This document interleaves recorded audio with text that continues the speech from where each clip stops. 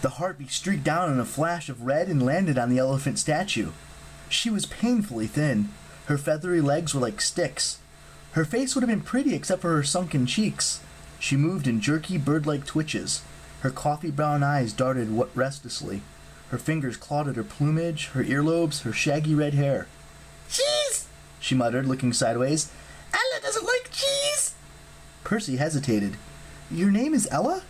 "Ella! Hey, Ella! Harpy in English! In Latin, Alice doesn't like cheese!" She said all this without taking a breath or making eye contact. Her hand snatched at her hair, her burlap dress, the raindrops, whatever moved. Quicker than Percy could blink, she lunged, snatched a cinnamon burrito, and appeared again atop the elephant. "God, she's fast," said Hazel. "And heavily caffeinated," Frank guessed. Ella sniffed at the burrito. She nibbled at the edge and shuddered from head to foot, clawing like she was dying.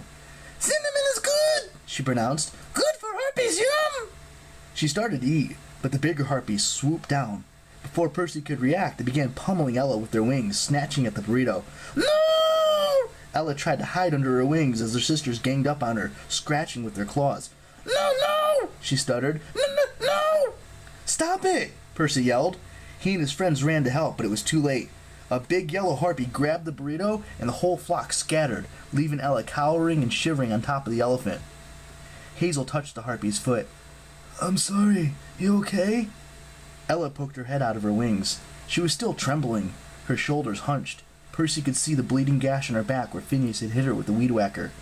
She picked at her feathers, pulling out tufts of plumage. "Small Ella!" she stuttered angrily. "Weak Ella! No cinnamon for Ella! Only cheese!" Frank glanced across the street where the other harpies were sitting in a maple tree, tearing the burrito to shreds. "We'll get you something else," he promised. Percy set down the Thai noodles. He realized that Ella was different, even for a harpy. But after watching her get picked on, he was sure of one thing. Whatever else happened, he was going to help her. "Ella," he said, "we want to be your friends. We can get you more food, but—" "Friends," Ella said. 10 seasons, 1994 to 2004. She glanced sideways at Percy, then looked in the air and started reciting to the clouds. "I have blood of the eldest gods, shall reach 16 against all odds. 16, you're 16, page 16, mastering the arts of French cooking. Ingredients, bacon, butter." Percy's ears were ringing. He felt dizzy like he just plunged 100 feet underwater and back up again. "Ella, what was that you said?" "Bacon!" She caught a raindrop out of the air. "Butter!" "No, before that. Those lines. I know those lines." Next to him, Hazel shivered. "It does sound familiar, I don't know, like a prophecy. Maybe it's something she heard Phineas say?" The name Phineas made Ella squawk in terror, and she flew away. "Wait," Hazel called. "I didn't mean... Oh, God, I'm stupid." "It's all right," Frank pointed. "Look." Ella wasn't moving as quickly now. She flapped her way to the top of a 3-story red brick building and scuttled out of sight over the roof. A single red feather fluttered down to the street. "You think that's her nest?" Frank squinted at the sign on the building. "Monmouth County Library." Percy nodded. "Let's see if it's open." They ran across the street and into the lobby. A library wouldn't have been Percy's first choice for some place to visit. With his dyslexia, he had enough trouble reading signs. A whole building full of books? That sounded about as much fun as a Chinese water torture or getting his teeth extracted. As they jogged through the lobby, Percy figured Annabeth would like this place. It was spacious and brightly lit, with big vaulted windows.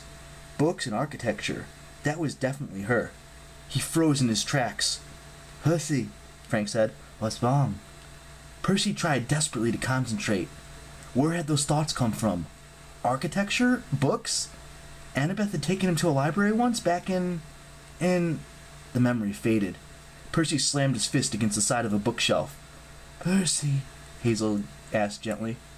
He was so angry, so frustrated with his missing memories, that he wanted to punch another bookshelf. But his friends' concerned faces brought him back to the present. "I'm all right," he lied. "Just got dizzy for a second. Let's find a way to the roof."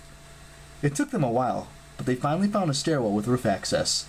At the top was a door with a handle alarm, but someone had propped it open with a copy of War and Peace. Outside, Ella the harpy huddled in a nest of books under a makeshift cardboard shelter. Percy and his friends advanced slowly, trying not to scare her. Ella didn't pay them any attention.